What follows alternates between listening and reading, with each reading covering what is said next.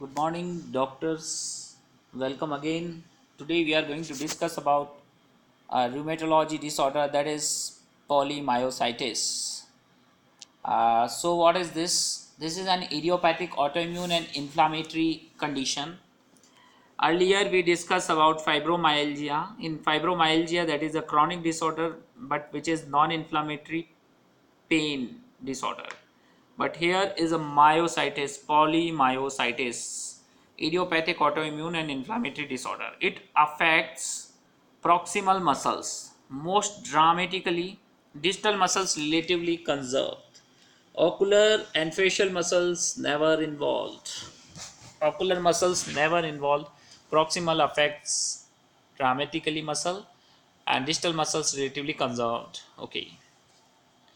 And what happens there in fibromyalgia, which we discuss the disorder, there is also a muscle weakness, fatigue, but there is a pain and some psychiatric symptoms like sleep disorder, irritable bowel syndrome, and overactive bladder. But here is not so. Here is a muscle weakness.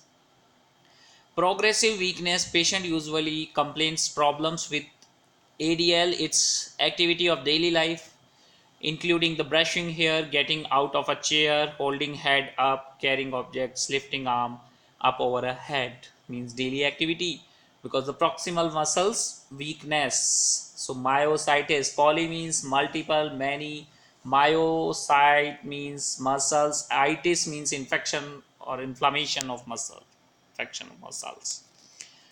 Now, diagnose. How to diagnose this polymyositis? First step is to go for CPK and aldolase level. These are the marker of muscle inflammation, myositis, poly. So if this is raised, this is the first initial step. Then most accurate test, we need to go for muscle biopsy. Muscle biopsy. But for fibromyalgia, there is no such test, though no such markers, and no biopsy is helpful. And how to put the diagnose there: by 3 months, if he has more than 11 points, total 18 points which I indicate in the diagram of fibromyalgia, and if 11 points, more than 11 points are pain, then we put the diagnosis fibromyalgia. But here we need to go for CPK, aldolase level, and marker of inflammation, and if it is more higher than normal range, higher side, then go for muscle biopsy. So how to treat this condition? Go for corticosteroids, usually prednisolone. Alone, prednisolone is not effective. We need to treat with cytotoxics or biologic agents, maybe added. Prognosis here is good. Complications include dysphagia, interstitial lung disease, and if we need to go for anti-Jo1 antibodies, if this is on higher side or positive, it indicates the risk of interstitial lung disease. So guys, about polymyositis, I hope it's clear for you. But for fibromyalgia, which I explained in my previous lecture, the treatment is by amitriptyline, pregabalin, gabapentin, and